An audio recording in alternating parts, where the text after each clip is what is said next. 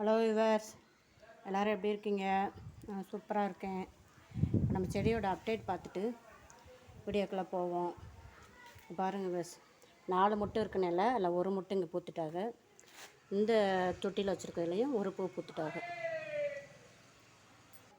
இங்கே பாருங்கள் விவர்ஸ், பன்னீர் ரோஸ்லேயும் பாருங்கள் எத்தனை முட்டை இருக்குன்னு.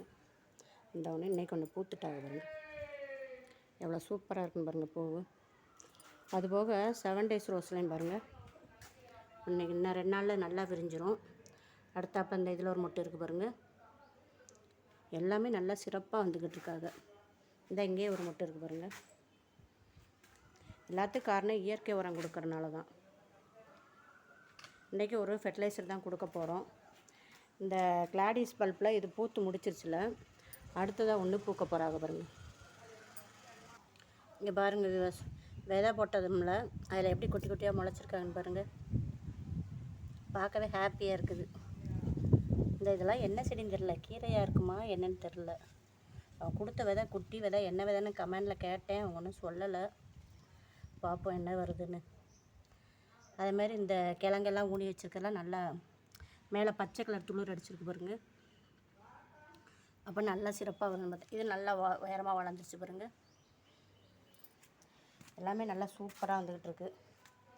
அதோடு இன்றைக்கி கொஞ்சம் நம்ம சமையலுக்கு கொஞ்சம் புதினா தேவை. புதினாவும் பாருங்கள் எவ்வளோ சூப்பராக முளைச்சிருக்காங்கன்னு. இங்கே ஒன்று இந்த தொட்டிலையும் வச்சுருக்கேன். இது ஒரு டப்பா தான், வேஸ்ட்டு டப்பாவில் தான் வச்சுருக்கேன். எவ்வளோ வந்துருக்குன்னு பாருங்கள். இது என்னன்னு தெரியல, மேலேயே வருது கிழங்கு. இந்த வச்சம்ல நம்ம இது என்னது பீட்ரூட்டு, இப்படியே மண்ணை வச்சு மூடி வச்சாலும் மேலே வருது. ஒரு வேளை அடியில் கிழங்கு வந்துருச்சான்னு தெரில. மேலே அவ்வளோ நல்லா திக்காக இருக்குது.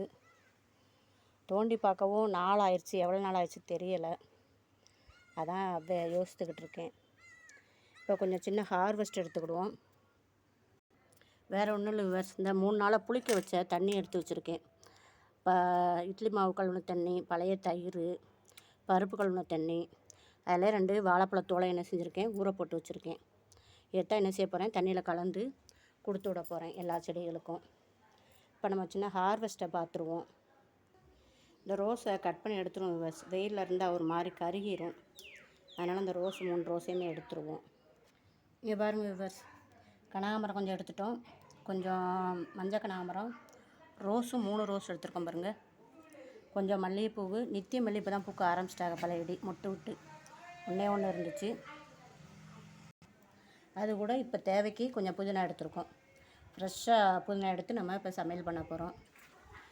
இங்கே பாருங்கள் விவர்ஸ், இதில் வெந்தயம் போட்டிருக்கோம்ல, இதில் மல்லி போட்டிருக்கோம்.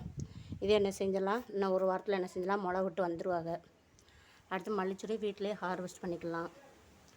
வீடியோ பிடிச்சா லைக் பண்ணுங்கள், சப்ஸ்கிரைப் பண்ணுங்கள் ஜோதி ஃபார்மிங்கை, கமெண்ட் பண்ணுங்கள். நம்ம வளர்ப்புகளுக்கும் ஒரு சேனல் ஆரம்பிச்சிருக்கோம், ஜெர்சி மாரன் வேல்டுன்னு, அதையும் சப்ஸ்கிரைப் பண்ணுங்கள். இங்கே பாருங்கள் இவர் செம்பருத்தியில் எத்தனை மொட்டு வந்திருக்கு பாருங்கள். 4 மொட்டுக்கிட்ட நிற்கிது.